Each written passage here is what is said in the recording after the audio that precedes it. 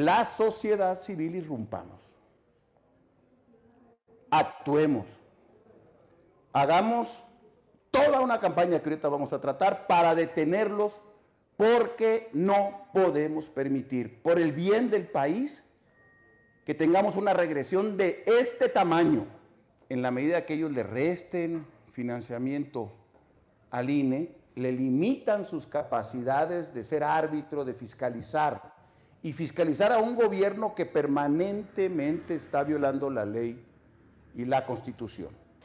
En su momento, en uno de los peores comités que hemos tenido en la historia, ¿verdad? Porque nunca había habido militantes a un partido de manera directa, y en el caso de Ackerman era un militante, como lo sigue siendo, de Morena, y estaba en el comité. Bueno, de esos 7 que se eligen, 2 los nombra la Comisión Nacional de Derechos Humanos, y salvo su mejor opinión estamos fritos. Esos 2, con Rosario Piedra, que fue la que nombró a Ackerman la otra vez, muy probablemente sean absolutamente proclives y hasta militantes del partido en el poder.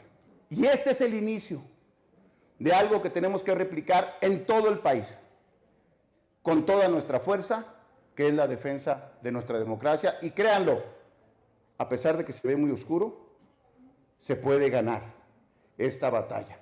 Hay que prenderle, aunque parezca mal el ejemplo, pero déjenme decir un ejemplo que no les va a gustar. Hay que prenderle a Andrés. Andrés, en el desafuero, el Poder Ejecutivo se le echó encima. El Poder Judicial lo confirmó y el Poder Legislativo lo desaforó.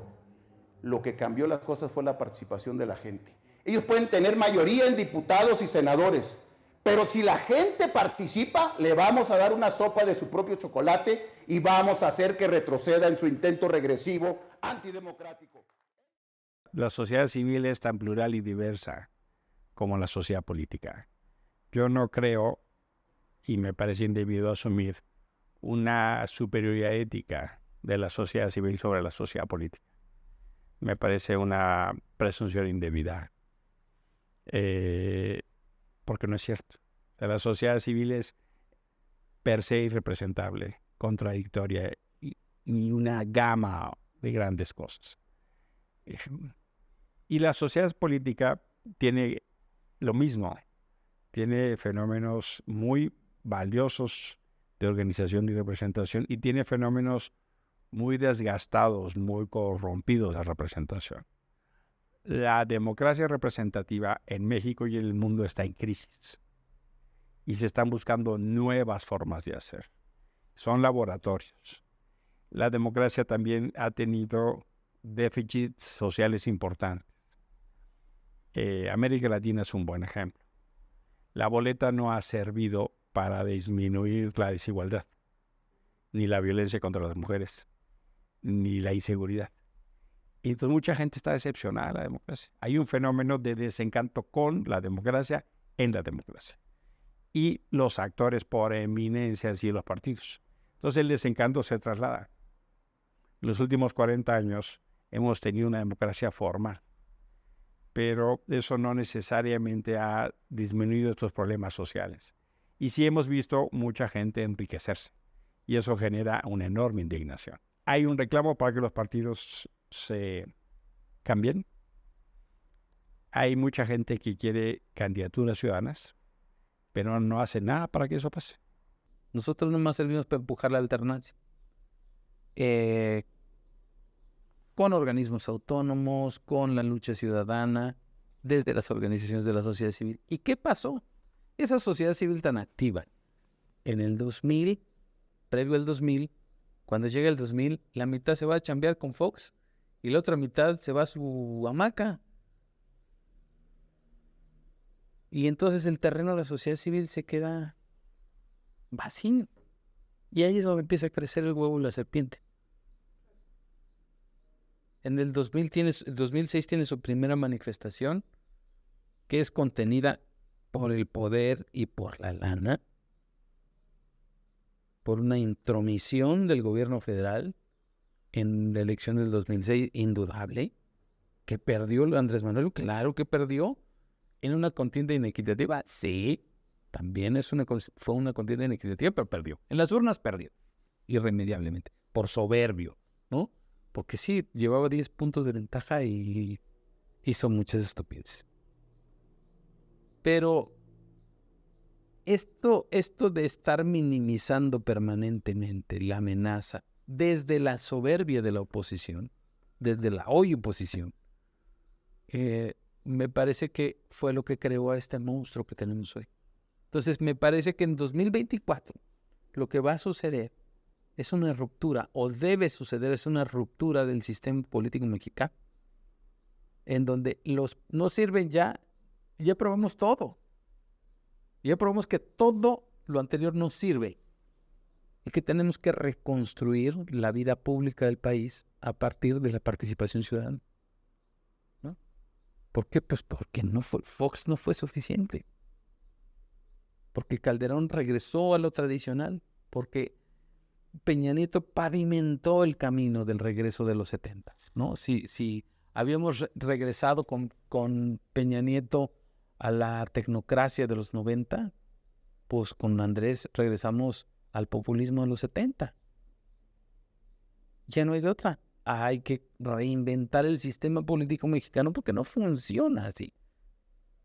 El problema no son los partidos, sino las personas que están en los partidos y las formas en las que se conducen. Fue complicado porque yo me di cuenta de que muchos de los que estaban coordinando la bancada priista lo hacían defendiendo motivos personales o lo hacían defendiendo motivos partidistas y no estaban respondiendo a los intereses sociales. Yo veía ya en ese PRI un PRI que estaba alejado de los grandes temas de justicia social, alejado de la defensa de las grandes causas democráticas y libertarias de este país. Entonces fue muy complicado permanecer dentro de ese grupo parlamentario. Era yo una especie de diputada incómoda porque siempre hacía yo críticas a votar, por ejemplo, a favor de un gasolinazo que no convenía a la mayoría de los mexicanos, o votar simple y sencillamente porque así lo estaba exigiendo el presidente del partido o porque así convenía al coordinador del grupo parlamentario. Eso siempre me opuse a eso, fui una especie de rebelde y eso de alguna manera me marginó, sufrí la marginación dentro del mismo partido. Yo vengo de la generación que vive el 88 como un fraude. Yo en el 88 tenía 23 años y vivimos el fraude con una enorme frustración y preocupación. Y nos empezamos a preguntar qué podíamos hacer. Y en el 91 fuimos a hacer una observación electoral a San Luis Potosí, con Salvador Nava como candidato. Y fue esencialmente una convocatoria de un centro de derechos humanos, el Centro Potosino de Derechos Humanos y la Academia Mexicana de Derechos Humanos. Entramos a ese tema por la vía de los derechos políticos. Y empezamos a hacer observaciones en los estados, observaciones electorales en los estados. No existía en México la figura de observador electoral. Y luego en el 94 creamos Alianza Cívica, que fue un movimiento masivo de observación electoral, más de 25,000 personas. Fue uno de los años de irrupción de la sociedad civil. Y nos dimos a la tarea de hacer muchos ejercicios. En 93, por ejemplo, se hizo aquí en la ciudad un ejercicio que se llamó el plebiscito primavera, para que las y los ciudadanos de la Ciudad de México eligiéramos a nuestros gobernantes. Eso también pasó porque en el 88, Carlos Salinas de Gortari perdió los 40 distritos electorales de la ciudad. Pero como queda como presidente, él elige al regente. Entonces es una contradicción muy fuerte, porque quien la ciudad repudia, elige a su gobernante. Eso agudizó. E hicimos un ejercicio ciudadano para preguntarle a la gente si deberíamos tener constitución y derechos. Eso acentúa un proceso de transición democrática en el país y en la Ciudad de México. Soy de la gente que participa en ese proceso, en debates, en agendas, y final cuentas logramos tener nuestro propio gobierno. La primera vez elegimos nuestro jefe de gobierno fue en 97. Fui a ese día a votar. Mi padre tenía para entonces 76 años. Y me dijo, jamás pensé que iba a ver esto. Tengo 76 años y es la primera vez que voto por mi gobernante. Fue un momento de quiebre muy importante para los que vivimos en la ciudad, para construir nuestra propia agenda de derechos. Y como consecuencia de eso se fundó un instituto electoral para elegir nuestras propias autoridades. Y por primera vez en el 2000 se iban a elegir a jefes delegacionales. Fue un momento muy emocionante, de una enorme expectativa, de mucha contradicción, de mucho riesgo. El país estaba como ahora, rompiendo lo viejo sin que lo nuevo naciere. Y había una gran expectativa de transición, y una de esas expectativas fue crear el instituto.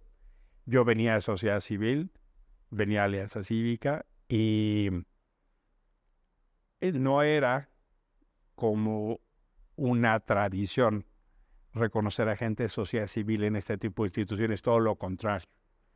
Y además yo era muy joven, yo entré de consejero, eso fue en 99, entonces yo tenía 34 años. Y entonces mis compañeros medio se me quedaban viendo, ¿no? Me hacían bromas y burlas. Y yo les decía, bueno, yo entiendo, a ti te tardó 20 años más en llegar al mismo lugar y entonces entiendo que te molestes. Entonces ya dejaban de hacer bromas, ¿no? Pero fue un momento súper interesante para apostar a la educación cívica y a procesos ciudadanos, de luchar contra el fraude desde dentro. Ya no era ser observador, era ser autoridad. Complicado, pero muy emocionante. El presidente era Javier Santiago Castillo, Leonardo Valdés, que luego fue presidente del IFE, Rodrigo Morales, que luego fue consejero del IFE también, Rosa María Mirón Castro, Rubén Lara, Eduardo Fuchim, un periodista muy reconocido, y yo. Éramos 7. Y nos tocó fundar desde cero. También esa experiencia fue súper interesante. Estuvimos un tiempo en los sótanos de la Asamblea, entonces era Asamblea Legislativa del Distrito Federal. Esa era nuestra oficina. Le llamábamos la planta baja, para no decirle sótano. Y allí estuvimos un rato, luego estuvimos en la Narvarte, luego se mudó el instituto a Polanco un tiempo y finalmente compramos, yo participé en ese equipo, un edificio que está al sur en la ciudad, en una calle que se llama Huizaches. Y desde entonces ahí está el Instituto Electoral. Fue para mí una experiencia muy bonita de ir haciendo realidad exigencias ciudadanas, ¿no? Y fue una experiencia de que las cosas que reclamábamos como sociedad civil se podían hacer. Para mí fue una experiencia determinante. Mira, la quinientocracia nace a partir del programa que yo creé en el 20 de enero del 2020 y se llama 500 noches porque justamente faltaban 500 noches o 500 días para la elección del 2021. Mi idea era hacer un programa de 500, que tardara 500 noches hasta el momento de la elección. Y empecé a crear ese espacio desde otra plataforma, no la mía. Y en 15 de marzo de 2021 me mudé a un canal propio mío. Y ahí surgió ya más el sentido de comunidad.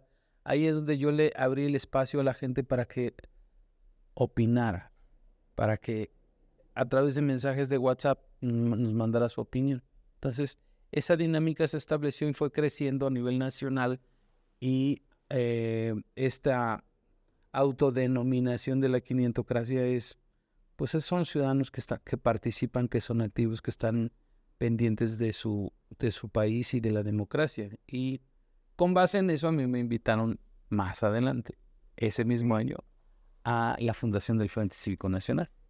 Yo pienso que eso iba a ayudar, ¿no? Había una apuesta importante por construir ciudadanía. Había un momentum. Fue la primera vez para las elecciones vecinales, que la gente eligiera sus colonias. Fue también un momentum que se sumaba al proceso de la elección del 2000, ¿no? Que había posibilidad por primera vez de una alternancia. En este país había una especie de bicho fatalista, ¿no? La gente te decía, pues ¿para qué voto si siempre gana el PRI? Ese momentum fue un momento de quiebre de paradigmas, de historias, de tradiciones. Ahora a los chavos les cuesta trabajo entenderlo, porque ellos y ellas han vivido un México distinto de alternancias. Entonces no entienden lo que significa un partido que ha estado 70 años en el poder. Y era lo mismo, a veces la estructura de gobierno que llegaba hasta el barrendero o al presidente de la República. Era todo un aparato. O sea, a mí me corretearon por andar pegando carteles de mi papá, ¿no? Cosas así, ¿no? Absurdas, ¿no? O conocí gente igual que por hacer pintas la correteaban. Era un México donde el partido de gobierno era el gobierno, pero el gobierno era el Estado. Tanto así que si tú opinabas en contra del presidente, te calificaban de traidor. Era ese México, que hoy infelizmente parece querer regresar. Esto tiene su origen en que yo formé parte de la organización Sí por México y varios de Sí por México fuimos invitados a formar parte del Frente Cívico Nacional. Creo que hay que hablar un poco de lo que ocurrió antes de la formación del Frente Cívico Nacional. Antes de la formación del Frente Cívico Nacional se formó Sí por México. ¿Qué pasó con Sí por México? Sí por México es muy importante decirlo, porque es la organización que logra convencer a 3 partidos políticos, al PAN, al PRI y al PRD, de formar la alianza Va por México. Gracias a esa alianza Va por México es que se logra en el 2021 que Morena no gane la mayoría en la Cámara de Diputados. Es gracias a esta primera alianza entre ciudadanos y partidos políticos como se logra movilizar a la sociedad para impedir que Morena logre nuevamente quedarse con todas las curules de la Cámara de Diputados. Yo insisto mucho en esto, porque esto es muy importante, esto marca un antes y un después en materia de participación social, porque fue la ciudadanía de ese momento la que logró impedir que Morena tuviera la mayoría calificada para que hiciera lo que quería hacer el presidente. Y lo que quería hacer el presidente es volver a tener esa mayoría para poder cambiar la Constitución. Gracias a eso fue que hoy todavía tenemos vigente la Constitución del 17 y no tenemos una Constitución reeleccionista, porque es lo que quería el presidente, tener una Constitución que le permitiera reelegirse. Y fuimos los ciudadanos en esta alianza con Va por México que logró impedirse.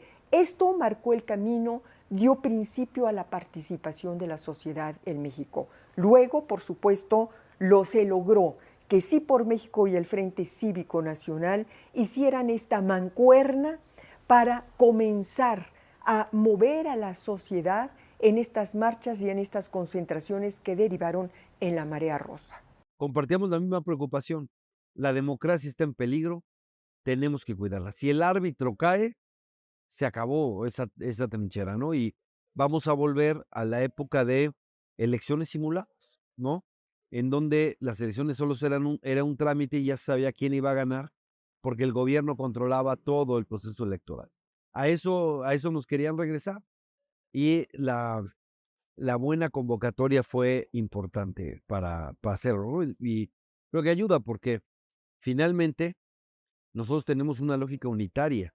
Nadie es dueño de la sociedad civil, nadie es dueño de la lucha de la ciudadanía, etcétera.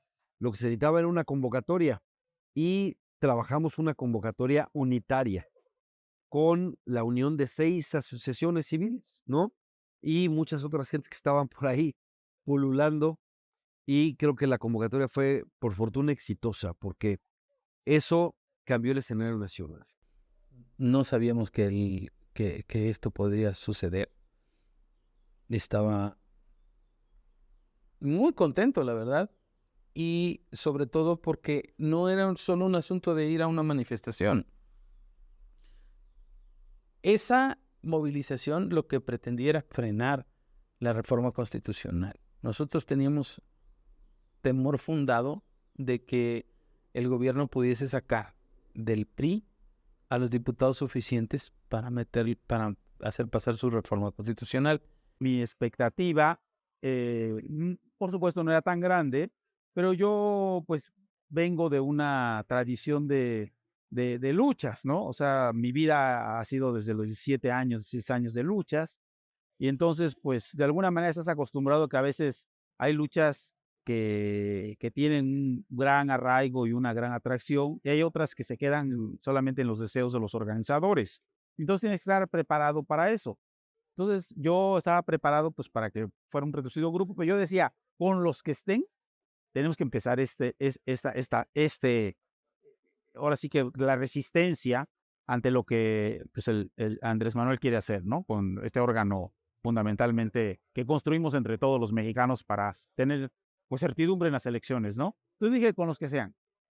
Obviamente, mi sorpresa se fue dando en la medida en que yo fui viendo cómo se fueron agregando cada vez más personas y que todo el mundo estaba consciente de que había que defender al INE, ¿no? Entonces, en ese momento yo dije, esto ya tiene mayores posibilidades. El fenómeno, como bien se dice, nos rebasó. Había mucho malestar.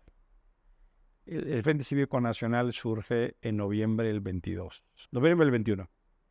Un poco para responder la pregunta, ¿qué hacemos ante esta situación?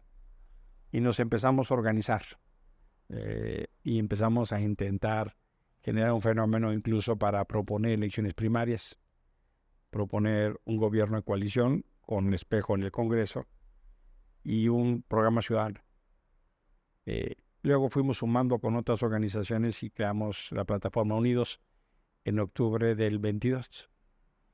Y cuando estábamos intentando promover firmas y acciones para que las elecciones primarias pudieran avanzar, empezamos a ver que avanzaba esta cosa, el plan B. René Arce y Amado Avendaño y Guadalupe dicen, oiga, ¿por qué no nos reunimos en Monterrey 50 en un chat que teníamos? No, literalmente un chat. Y hagamos algo, porque si esta cosa de la reforma constitucional se hace realidad, nuestra democracia está amenazada. Y conversamos con varios compañeros el diagnóstico del momento. Y tomamos una decisión nos reunimos varias veces a platicar el tema, de cambiar un poco el rumbo, ¿no? La preocupación era, ¿y si vamos pocas personas? Y bueno, pues organicémonos con quien esté preocupado. La primera sorpresa fue que a la reunión de Monterrey 50 no cupimos. Ahí ya fuimos como Unidos, ya fue la plataforma Unidos, pero también como en el frente hay liderazgos partidarios, inventamos a líderes partidarios y también fueron algunos alcaldes de la ciudad, algunos de los diputados, senadoras. Es decir, se dio una buena confluencia político-ciudadano y todos con la preocupación de que querían destruir al INE. De manera que había un estado de ánimo, de agravio de las cosas que habían pasado, pero de repente todos tuvimos la misma causa. Invité a distintos compañeros, por supuesto, gente del Frente Cívico, ¿no? Que conocíamos, y llegaron algunos, por cierto, alcaldes de la ciudad, como Lía Limón. Tuvo un éxito importante. La convocatoria se llenó Monterrey 50. Un día me llamó Emilio Álvarez y Casa y el mismo día me habló Fernando Belanzarán y me dijeron, oye, fíjate que vamos a fundar el Frente Cívico Nacional, 27 de noviembre, en el World Trade Center. ¿Por qué no nos acompañas? Creo que tu comunidad es muy importante para esto. Entonces yo convoqué a gente de la quinientocracia, llegaron alrededor de 40 personas. Nos sentamos ahí en el salón donde nos convocaron, escuchamos a políticos, algunos académicos y alguna gente de la sociedad civil leyendo discursos durante 2 horas. Y al final Emilio me dijo, ¿y qué te pareció? Le dije, pues no me gusta. Son los mismos de siempre diciendo lo mismo de siempre. No me gusta. A mí no me gusta y a mi comunidad tampoco le gustó. Entonces Ya más adelante, Guadalupe, Emilio, hablaron conmigo y me dijeron, bueno, ¿por qué no vienes y nos dices qué cosa no te gusta y participas y te sumas y cambias lo que no te gusta? Entonces le dije, ok, dice, para que no seamos los mismos, porque no tú que te sientes de los otros y nos juntamos los mismos con los otros y hacemos unidad. Y si algo no te gusta, pues no lo dices. Y dije, ok, no. Entonces consulté con la Quinientocracia y les dije, pues vamos a probar si funciona. Si no nos gusta, pues no sale. Sí, ya. O sea, y el primero que va a decir si esto no funciona, si no es auténtico, si no estamos caminando hacia donde queremos, pues no lo seguimos y ya, así de fácil. Entonces me involucré y Guadalupe me invitó, más bien yo lo consulté, Guadalupe y yo no nos conocíamos, ¿eh? No, o sea, yo sabía quién era él y seguramente él sabía quién era yo, pero sobre todo porque mi papá fue candidato a gobernador de Chiapas en el 94, impulsado por una serie de organizaciones sociales y campesinas. Lo invistieron como candidato a gobernador y luego fueron a buscar el registro con el PRD. Y él me dijo que el primer capítulo del Frente Cívico Nacional se iba a hacer en Tepic, Nayarit. Y entonces le dije, yo quiero ir para ver cómo lo vas a hacer. Pues sí, no conozco la dinámica. Entonces me fui con él. Y luego al día siguiente hicimos el capítulo en Guadalajara. Pero entonces yo ya convoqué a la Quinientocracia a hacer capítulo Guadalajara o Jalisco. Y pura gente de la Quinientocracia, entonces éramos 72. Entonces el capítulo de Jalisco es 100% Quinientocracia. Y luego nos fuimos a Tlaxcala, a Guanajuato, Querétaro, Puebla. Yo visité 14 estados, o sea, yo estuve en 14 estados haciendo la fundación mucha gente de la Quinientocracia. Entonces, ahí el ánimo cambió, ¿no? Hubo mucho entusiasmo. Entonces, dije, no, pues sí, esto sí está neto, pues sí es auténtico lo que estamos haciendo. No sabía yo qué tanta respuesta iba a haber en defensa de la democracia. Mucha gente piensa que la democracia es algo tan etéreo y está tan desprestigiada que mucha gente no la iba a defender. En muchos lugares del mundo está pasando lo contrario. Hay gente desilusionada de la democracia. Bueno, en México estamos a contracorriente. El fenómeno y el caso mexicano es que lo que logró que salieran cientos de miles, más de 1 millón de personas movilizadas, tanto en la marcha del 13 como en la concentración en el Zócalo y en 120 ciudades de todo el país, fue esa cosa tan etérea que dicen muchos analistas que no mueve a la gente, que fue la democracia, porque la democracia puede ir alguien a defender al INE, aunque ellos piensen que no debe de legislarse sobre el aborto. Y pueden ir los que piensan que la mujer tiene derecho a decidir sobre su cuerpo. Hay un punto común que une a estos dos extremos. Se llama democracia. Es al revés. Lo que nos une a los diferentes, a los plurales, a los diversos, es un régimen democrático y nuestras libertades, donde cada quien puede ejercerlas.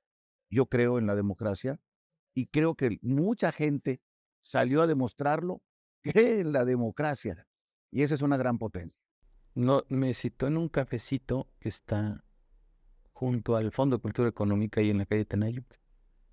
Me dijo, oye, quiero platicar contigo. Hablé con Lupe. Pues ya llegamos ahí. Sí, pues me dijo, oye, ¿puedes citar toda la Quinientocracia una reunión de estas características? Estamos muy preocupados por lo que pasa en el INE. Ya después me platicó que había leído el libro de cómo mueren las democracias y que ahí había encontrado las razones por las cuales era importante hacer algo por el país. Entonces, nos sentamos ahí, él se puso ya había hecho llamadas y me dijo, oye, ¿tienes algunos teléfonos? Dije, te paso los que tengo. Dijo, yo me voy a dedicar a buscar a algunos líderes y pues tú ayúdame a hacer un plan de acción y a convocar a la Quinientocracia. Sí, le digo, nos vemos en Monterrey 50 la próxima semana, miércoles 25 de octubre, si no mal recuerdo. Y ahí, pues, habló Marco Baños, habló Guadalupe, habló René, y me dijo, pues, aquí el compañero Bendaño va a presentar el plan de acción. Entonces, Y quizá el punto toral de todo esto es en qué momento vamos a salir a la calle. Y esa idea de salir a la calle a algunos nos generó la idea de si eso no es el momento, si lo debemos hacer ahora y si no, ¿cuándo? Es decir, si no lo hacemos ahora, pues ya se nos vino la Navidad y tendríamos que hacerlo hasta arrancando el próximo año, por ahí de febrero. No sé si el ánimo esté para irnos hasta febrero. En lo que nosotros estamos proponiendo de primera instancia es que pudiésemos hacer, dependiendo del consenso que se pueda generar en una primera instancia aquí o en otras instancias, si ustedes lo consideran necesarios, el 13 de noviembre del Ángel de la Independencia al hemiciclo a Juárez. Si este gobierno de veras, o el partido del gobierno tuviera en este momento la certeza de que va a ganar las elecciones, lo que haría no sería destruir al Instituto Nacional Electoral, sino al contrario, reforzarlo para legitimar un eventual triunfo como lo que pasó en el 2018. Lo que nosotros estamos viendo es más bien la certeza de que van a perder y que la única forma en la que puedan mantener el poder es destruyendo al árbitro. Y si nosotros, que somos, en esencia, quienes hacemos la democracia en México, quienes vamos a votar, quienes cuidamos las casillas, no somos capaces de salir a la calle en este momento en el que está quizá en el punto de mayor riesgo el Instituto Nacional Electoral, la democracia y las libertades, no sé en qué momento, no veo en qué momento podríamos salir a hacer eso más adelante. Previamente me había dicho Lupe Acosta Naranjo, me mostró un WhatsApp de Beatriz Paredes, que estaba ahí sentada, traía su, es que trae su bastón, y se sentó justo enfrente de nosotros. Y entonces me dijo Lupe, yo creo que tiene razón, no hay que comprometer una fecha. Cuando yo estuve planeando el plan de acción, no le consulté a nadie. René me dijo, ay, tú, a ver lo que propongas, total, es una propuesta y que se debata esto. O sea, lo que se trata es detonar la conversación. Entonces estamos en ese momento reuniendo firmas para una iniciativa de ley para que hubieran elecciones primarias con la clientocracia. Sí. Y ahí venía yo caminando por el Parque Los Venados y dije, pues el 20 de noviembre, porque el 20 de noviembre es muy significativo, el día de la Revolución. Vamos a ver qué hay. Pues era el día que se inauguró el Mundial. Y pues es puente. Dije, no, pues no. Mejor el 27. Y encontré que el 27 había una marcha de Frena. Y un grupo de feministas. Y en el mismo lugar dije, vámonos para el 13 a ver qué hay. Pues es el cumpleaños, el señor de bien Palacio. Pues el 13 suena bien. No me acuerdo cuáles eran los otros 3 puntos del plan de acción, pero entonces llegué y cuando me presentaron, le di un poquito de vueltas para matizar, pero yo ya traía una idea. Ya había leído lo que había mandado Beatriz Paredes y lo que me dijo Lupe, pero mi justificación fue decir, es que si no lo hacemos ahorita, se nos viene la Navidad, de aquí que nos empezamos a chambear en Año Nuevo, pues por ahí de febrero estaremos. Y esto tiene un sentido de urgencia, ¿no? Lo platicamos desde antes, es si estamos en condiciones de generar una convocatoria a una movilización. Eso está dándole vuelta en la cabeza a todos, porque nosotros sí que nos movilizamos, pero no sabemos los que están ahí, los 600 que están viendo en redes sociales, o no sé cuántos van, los que estamos aquí, las personas que tienen capacidad de movilización. Pero eso me gustaría que formáramos un grupo de trabajo para que podamos evaluar esa posibilidad. Estoy en la mejor disposición, como dijo Lía también, como han dicho varios, pues hay que dar nuestro resto, ¿no? Yo sé que nosotros somos muy entusiastas, pero no sé si los demás estén en esa posición. Ahí estaba Erika Hernández, reportera del Reforma, tomó nota de mi propuesta. Después de lo que yo dije, no he revisado el video, pero después de lo que dije, se dio una especie de, bueno, vamos a platicarlo, consultarlo, luego vemos. Pero ya cuando salimos del lugar, pues ya estaba publicada la nota en Reforma. Me dijo Emilio Álvarez y Casa, carnal, bajo el principio de la que la carga hacia el burro, hay que echarnos para adelante. La idea original era esa, la que menciono en el video de que decía René todavía. Bueno, sí, juntamos 5,000 personas, caminamos del Ángel de la Independencia al hemiciclo Juárez, una foto bonita, llena de gente. Eso, fíjate, eran 25 de noviembre. Eran como 20 días, no menos de 20 días, como 18 días para el día de un poquito más de 2 semanas. Pues 5,000 se las juntamos, ¿no? Entonces luego hablamos con los partidos políticos que se iban a participar y dijeron que sí. Yo te llevo un contingente de 5. Y yo otro de 5 y otro de 5. Pues ya somos 20,000. Hay que cambiarlo al momento.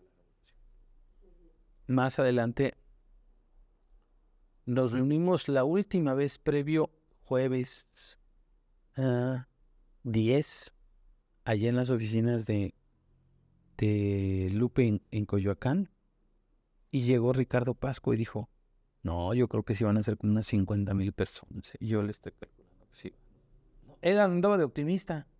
O sea, él era el optimista, nosotros estábamos en 20,000, ¿no? Entonces dijo, no, yo creo que sí van a ser más, ¿no? Dijo, pues ojalá que se vea 50,000 personas marchando, ya se ve potente. Boom.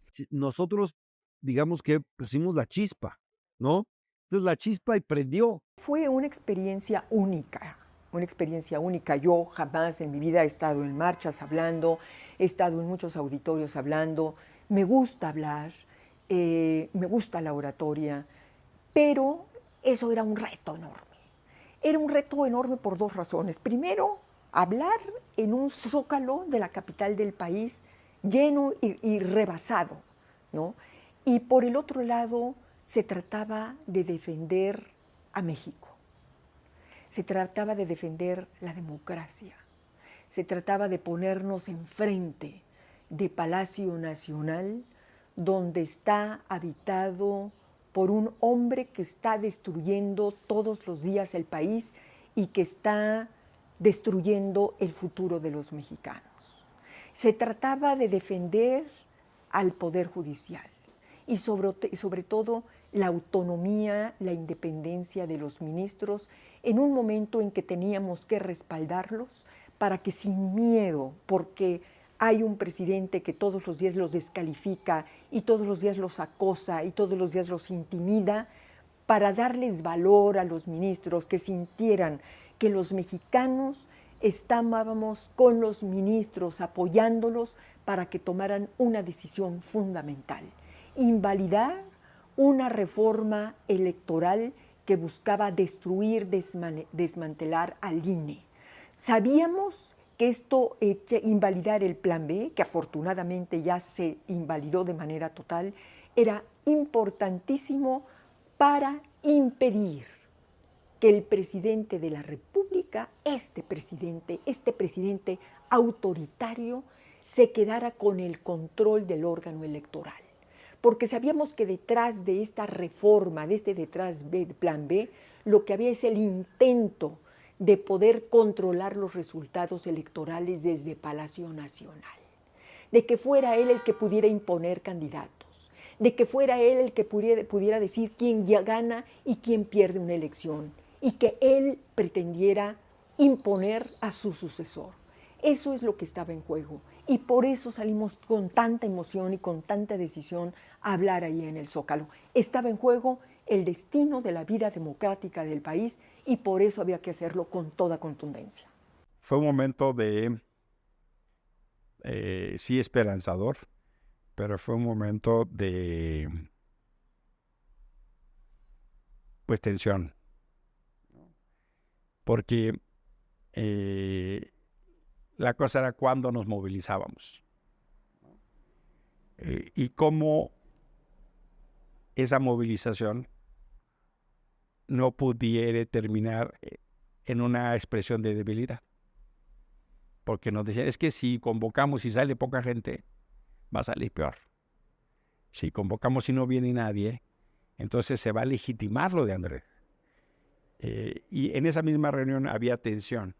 Había esperanza, pero había preocupación. Y gente como Amado, Avendaño y yo salimos de esa reunión dando fechas. O sea, lo que nosotros dijimos, en el frente hay como una práctica, en el Frente Cívico Nacional, de las calabazas se acomodan en el camino, ¿no? Y la carga hace andar al burro. Entonces salimos de esa reunión sin fecha, ¿no? Y nos reunimos en la coordinación del frente.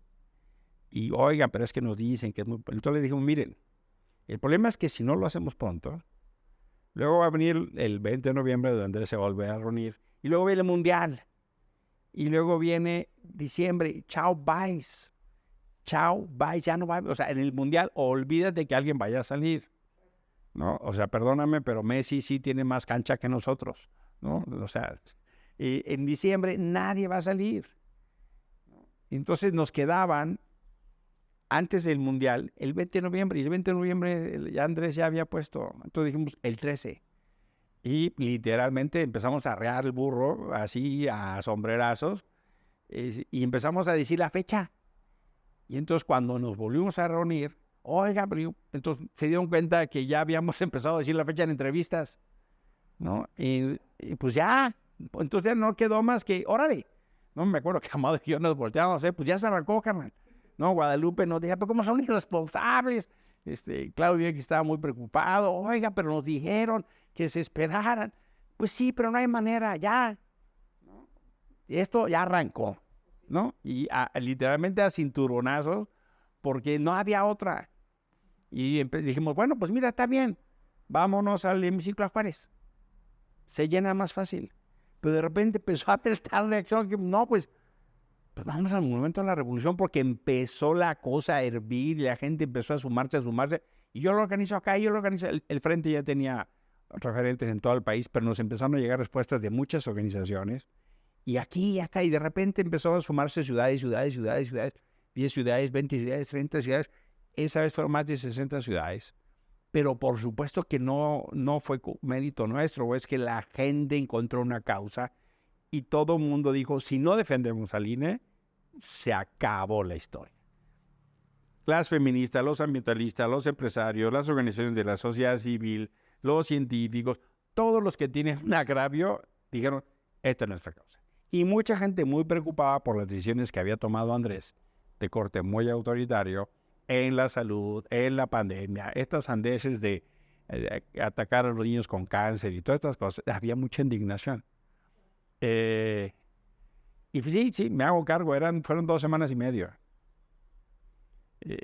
Y la verdad es que cuando llegamos a la manifestación y vimos esa cantidad de gente, nos quedamos así, rebasados. Mi primera gran impresión fue cuando a Monterrey empezaron a llegar tantos compañeros y de tantas experiencias y de tantos... Dije, no, esto ya es otra cosa, podemos pensar. Pero todavía con cierta cuestión dijimos, no, llamemos a una concentración tal día ahí en el hemiciclo, ¿no? Porque dijimos, ¿y qué tal si no? O sea, sí teníamos nuestras dudas y tampoco era, como nos decía una compañera senadora, aguas, en lugar de ayudar a la línea, a lo mejor lo podemos perjudicar, porque si de qué lado se dan cuenta que es un chorrito ahí, se van a reír. ¿Cómo fue? Y efectivamente, cuando nos hicimos la convocatoria, pues el presidente se burló de nosotros en su mañanera, ¿no? Se burló, dijo, a ver, vengan al Zócalo, a ver si... ¿qué es? Y luego también el desprecio de muchos que nos decían, ¿y estos quiénes son? ¿No? Comentaristas, en la prensa, en la televisión, ¿no? ¿Quiénes convocan, no? La verdad es que tenían razón. Éramos, pues sí, a lo mejor el más conocido era Naranjo, ¿no? Pero tampoco así era como que una gran figura así que pudiera ser convocado. Y yo pues ya tenía años que me había retirado de alguna manera de la vida política, ¿sí? Y Fernando, pues sí, obviamente él y su Twitter, pues sí tienen cierta presencia y todo eso, pero no éramos así figuras que dijeran, están llamando, ¿no? Líderes históricos y ese tipo de cosas, ¿no? Como Cuauhtémoc Cárdenas o como el Diego Fernández de Ceballos o gente así. No, no eran esos. Éramos 3 tristes tigres, que pues de alguna manera, pues coincidíamos, ¿no? Coincidíamos y que dijimos hay que hacer algo. ¡Pum! Esa era nuestra, pues, hasta ahí, ¿no? Y por eso, pues sí, recibimos burlas, recibimos una serie de cosas, pero dijimos, pues, vamos para adelante, o sea, no nos dobleguemos por ese tipo de cosas. Nos dedicó varias mañaneras atacando esto y después se dio cuenta que esto empezó a crecer un poco más y como que sí ya empezó a generar una cierta cuestión. Fue cuando empezaron, creo que fue cuando de alguna manera, yo creo que ya empezaron algunos a pensar en la contramanifestación. Todavía no lo decían, fue hasta que ya salió, ¿no? Y la verdad, pues creemos que estuvimos en el momento adecuado, con la consigna adecuada, ¿no? Y eso ayudó mucho. Y que nuestro mensaje fue, no estamos contra el presidente, no estamos a favor de que no destruyan una institución, de que al INE lo respeten, era todo, ¿no? Y creo que eso caló muy bien en la gente. Si no estuviéramos en estas condiciones, creo que la participación ciudadana de los mexicanos seguiría siendo menor. Todavía no es suficiente, queremos decirlo. Esto es muy importante decirlo. Es cierto que hemos logrado un enorme avance en materia de participación y de movilización social, pero todavía no es tan grande, todavía no es tan activa como la hay en otros países. En otros países, llámese Argentina, llámese Chile, hay una gran tradición de participación. Las mujeres, claro que ellas vienen también de una dictadura. El venir de una dictadura es lo que provoca que la gente salga a las calles a protestar. Y acuérdate que en Argentina fueron las madres de la Plaza de Mayo las que llegaron a las calles para exigir la aparición de sus hijos que se había llevado la dictadura. Y los chilenos, que también son consecuencia de la dictadura de Pinochet, las mujeres y los jóvenes a la menor provocación salen con sus cacerolas a protestar con cualquier motivo, que sí porque la educación pública es cara o no es suficiente o no tiene calidad, o porque si el servicio público es caro y hay que abaratarlo. Es decir, la sociedad constantemente está participando. Aquí en México no. Aquí todavía hay ciertos sectores de la sociedad que no han tomado la decisión de salir a las calles. Vamos, yo te diría una cosa, ni siquiera de votar. Y esto quedó bien demostrado en la elección pasada del Estado de México, donde las clases medias y medias altas que se esperaba y que habían participado en la Marea Rosa, que participaron en la marcha del año pasado, que participaron en la concentración de febrero, se esperaba que hubieran estado inundando las urnas. No fue así. Eso nos dejó una enorme lección, que las marchas son muy importantes, que las concentraciones son muy importantes, pero que eso todavía no es suficiente para llenar las urnas. Y lo que tenemos que lograr es que la participación ciudadana se exprese también y sobre todo con el voto. Tenemos todavía importantes índices de abstención. No hemos logrado darle al voto el significado, el simbolismo y la emergencia que tiene. Hoy, salir a votar significa y representa salvar al país de una dictadura. Y eso tenemos que decirlo a todos los mexicanos. Cada voto es salvar a la patria, hoy. No sé en otro momento, pero hoy tenemos que ir a las urnas para impedir que se consolide en México un proyecto autoritario, autocrático, que puede ser tan igual de peligroso como el que ocurrió en el Chile de Pinochet o en la Argentina de Videla. Y no se diga hoy en la Venezuela de Maduro. Arrinconamos a Andrés, eso es una realidad. Y lo derrotamos. Aspiro que ganemos y aspiro que podamos recuperar un horizonte, un poco como cuando salió Trump de Estados Unidos, ¿no? Y mucha gente llegó y dijo, estamos de vuelta en las causas democráticas, en la tolerancia, en la inclusión, en las cooperaciones internacionales, en la solidaridad internacional. y no defendiendo dictadores trogloditas, viola derechos humanos, bananeros como en Nicaragua, no peleándonos con Perú, no peleándonos con España, no peleándonos con el Parlamento Europeo, no peleándonos con Canadá, recuperando el papel de México en el mundo, recuperando nuestro horizonte futuro, porque pues hay una crisis climática y quieren seguir haciendo energía quemando combustible. Yo aspiro y espero que este país esté lleno de espejos solares y de molinos de viento y que cada vez haya más energía y no más apagones. Yo aspiro y espero que los que tengan miedo sean los delincuentes, no la gente, ¿no? Y eso espero que pase. Y eso espero que también esté en el Congreso, que tengamos un Congreso de mayoría para echar atrás muchas sandeces que se echaron a andar. Claro, por supuesto, sobre todo ir a legislar para defender en este momento la democracia del país, la autonomía del Poder Judicial, para ir a defender la autonomía de los órganos electorales, para salir a defender a los sectores más pobres de la población, que aun y cuando con un gobierno populista que dice que está encabezando la justicia social, por supuesto, para eso vale la pena ir a legislar y ir a defender al país de un gobierno autoritario, por supuesto que valdría la pena. Andrés es un hombre que ha tenido un conflicto grande con los órganos autónomos desde siempre. Cuando yo estuve en la ciudad, esa tensión fue permanente, tanto hacia el órgano electoral o hacia la Comisión de Derechos Humanos del DF. Pero hoy vivimos la peor expresión de López Obrador. Como jefe de gobierno tenía más límites. Ahora que no tiene límites, estamos viviendo la expresión más autoritaria. Los ataques empezaron con el asunto de los sueldos, con el asunto de las reglas, con el asunto de los financiamientos.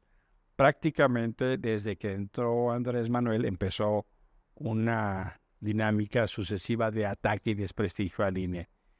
Cambiar las reglas del juego y tratar de subvertir el pacto de Estado que teníamos en materia electoral y política, me parece que tomó mucho más fuerza ya propiamente después de la elección constitucional del 21.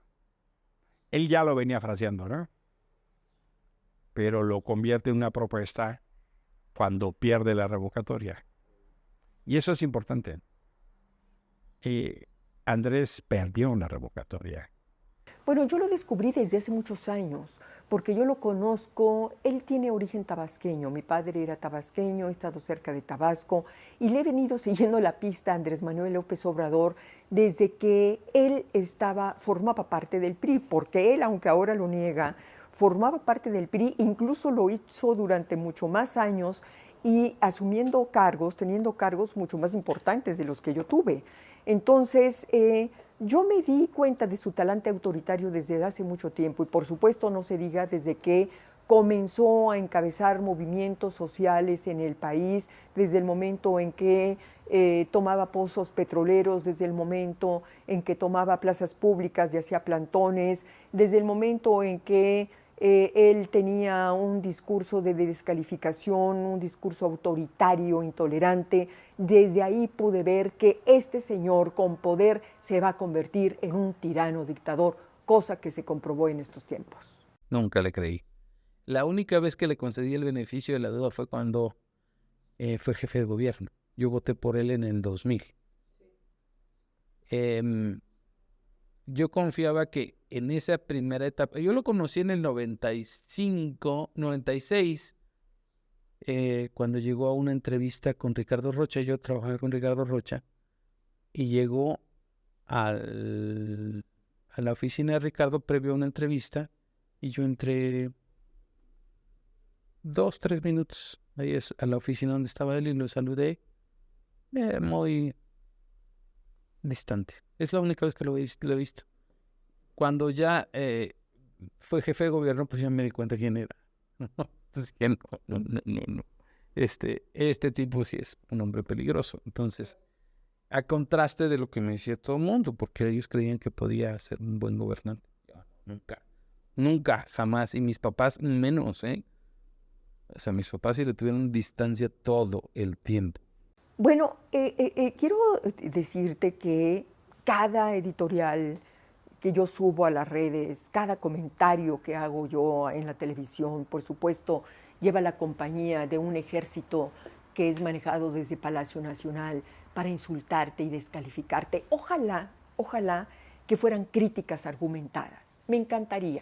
Es decir, no tenemos por qué pensar y pedir que todos deben de opinar igual que nosotros, pero que te argumentaran, que te dijeran no estoy contigo, no estoy de acuerdo contigo, tú dices que el presidente es un autoritario y yo te digo que es un demócrata por estas y estas razones. No, se van al insulto y se van al insulto más vulgar y al insulto más soez. Que yo quiero decirte que yo no las leo, no los veo por salud mental y porque me parece que eso debe de ir al basurero de la historia. Sí, hay un antes y un después, porque tenemos una ciudadanía movilizada, despertada, consciente de que debe de participar y que tenemos muchos retos por delante. Estamos a menos de 12 meses de la elección presidencial. Y ahí la Marea Rosa tiene una responsabilidad enorme. Nos estamos preparando no solamente para más marchas, para más movilizaciones, sino para construir la movilización, o para decirlo en otros términos, para construir la madre de todas las movilizaciones. Y la madre de todas las movilizaciones es el voto en el 24, combatir el abstencionismo. Si la Marea Rosa, junto con la sociedad, logramos que la mayor parte de los mexicanos votemos en el 24, vamos a salvar a México de tener una dictadura. Porque en el 24 va a haber solamente de dos opciones. Ya no va a ser entre si vas a votar por el PRI, por el PAN o por el PRD, o entre una alianza, entre la Alianza Va por México y Morena. No. Aquí los mexicanos vamos a votar por tener democracia o por tener dictadura. Y por seguir teniendo democracia, eso pasa porque los mexicanos vayamos a votar masivamente en el 24.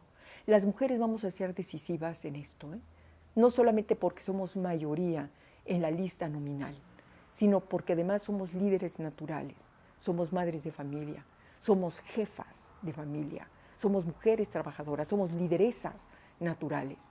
Tenemos que movilizar bajo estos argumentos de defender libertades y defender democracia en el 24. Se nos puede ir el país en el 24, si no vamos a las urnas. Y creo que eso es lo que tenemos que hacer. Ese es el gran desafío de la Marea Rosa.